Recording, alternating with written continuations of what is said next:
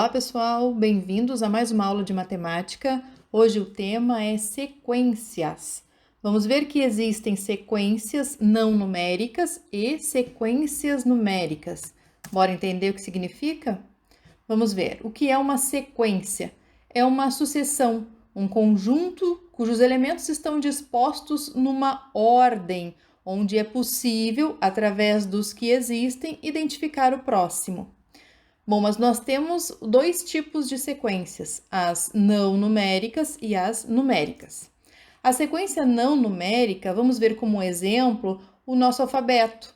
Então, eu sei que depois do A vem o B, que depois do B vem o C, porque já existe uma ordem pré-estipulada.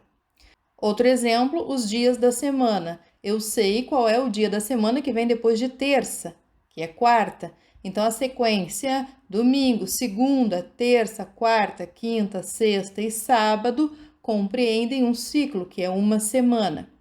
Os meses do ano também, a sequência de janeiro a dezembro é uma sequência não numérica e é possível sempre saber qual o próximo mês. Por exemplo, se estou em abril, eu sei que o próximo é maio. As cores do arco-íris.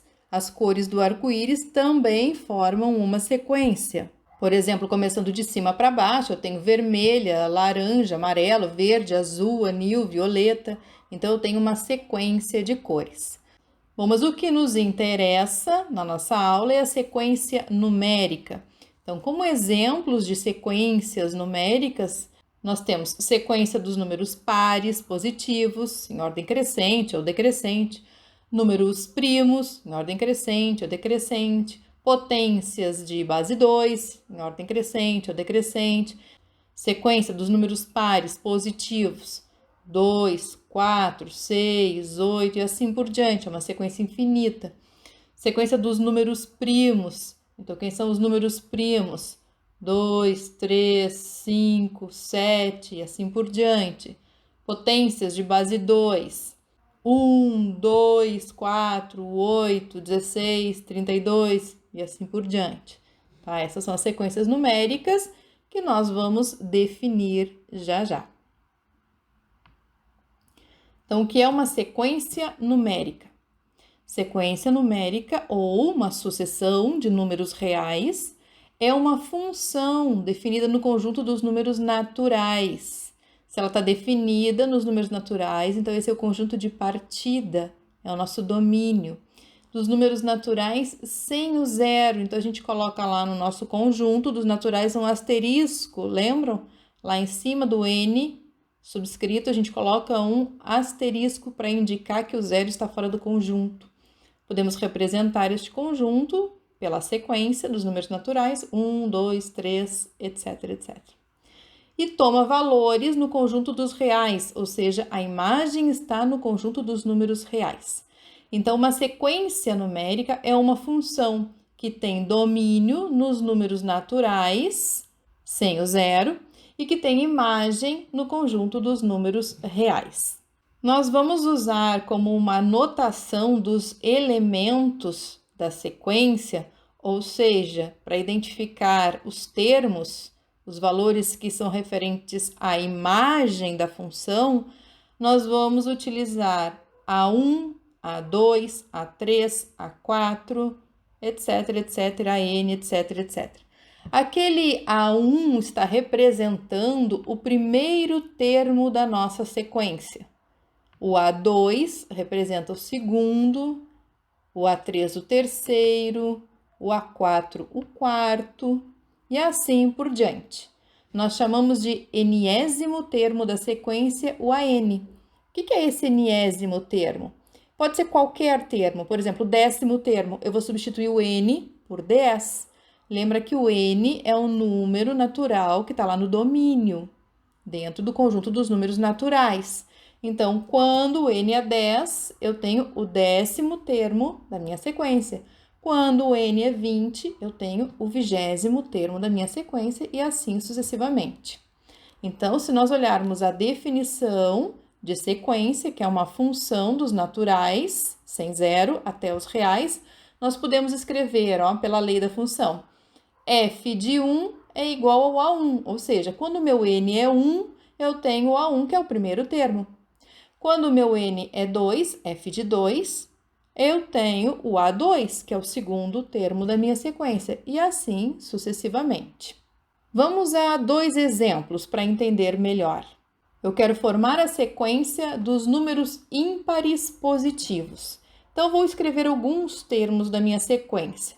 1, 3, 5, 7, 9, 11 e assim por diante. Então, vou botar reticências para indicar que essa sequência é infinita.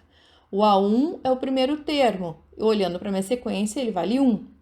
O A2 é o segundo termo, que vale 3. O A3 é o terceiro termo, que vale 5. Se eu pular agora lá para o sexto termo, eu vou contar 6 elementos e ele vale, na minha sequência, 11. E assim por diante. Então, aqueles índices do A, o 1, o 2, o 3, reticências, o 6, eles são os números naturais que fazem parte do domínio da minha função, que corresponde à minha sequência.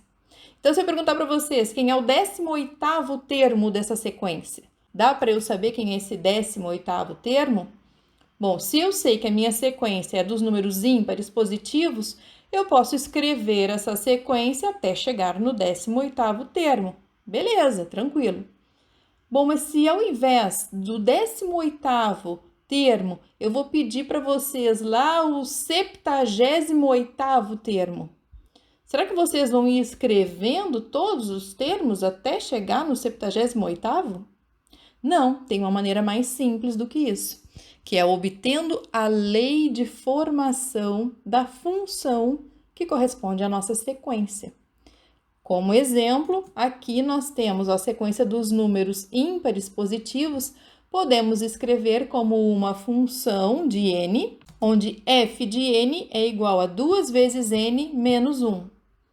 Como assim, professora? 2 vezes n menos 1. Bom, não se esqueçam que o n é o elemento do meu conjunto de partida, do meu domínio. Geralmente usamos o x na função f de x igual a y, né? Aqui a gente está usando o n no lugar do x.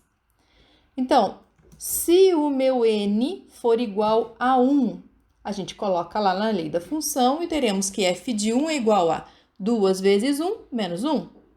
Ora, 2 vezes 1 é 2, menos 1 é 1. O resultado do f de 1 é o valor do termo A1. F de 2, então no lugar do n eu ponho 2. 2 vezes 2 menos 1 é igual a 3. Então, o segundo termo da minha sequência tem valor 3. Entenderam? Ó, a imagem da função é o valor do termo. E o domínio da função é o valor do n. Então, assim, eu posso calcular f de 3. 2 vezes 3 menos 1. 2 vezes 3, 6, menos 1, 5. E assim sucessivamente. Quero o 18º termo? Beleza, então eu vou lá e coloco 2 vezes 18 menos 1. Bom, 2 vezes 18, 36 menos 1, 35 é o 18º termo, sem que eu tenha que escrever 18 termos para chegar no 35, certo? Outro exemplo. Eu quero a sequência das potências de 2.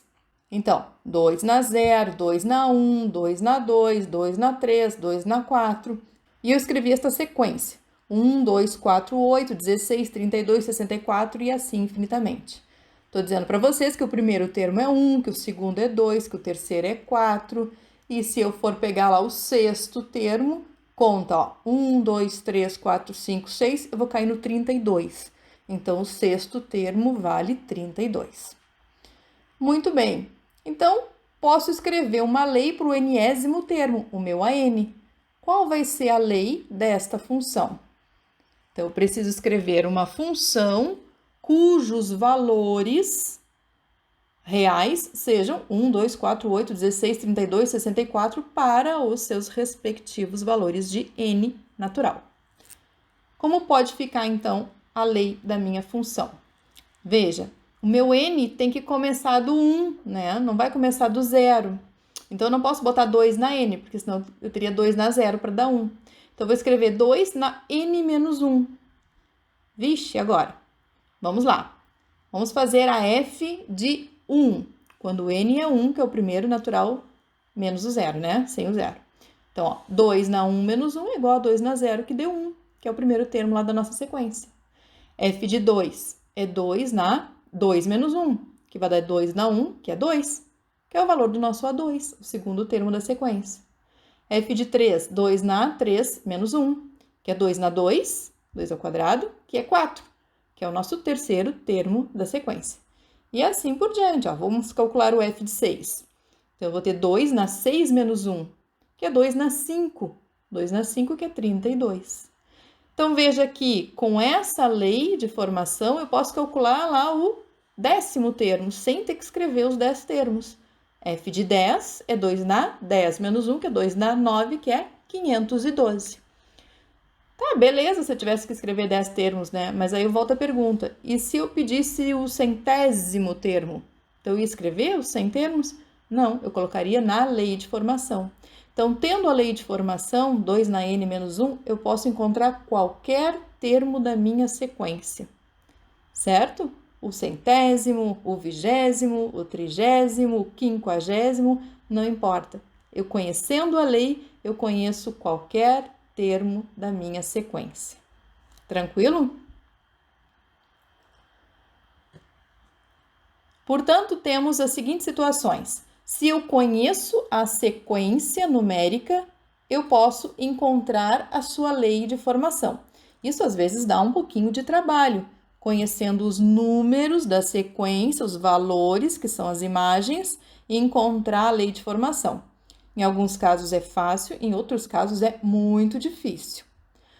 E também, e agora é mais fácil, né? Conhecendo a lei de formação de uma sequência numérica, eu posso encontrar qualquer um dos seus termos, que foi o que fizemos.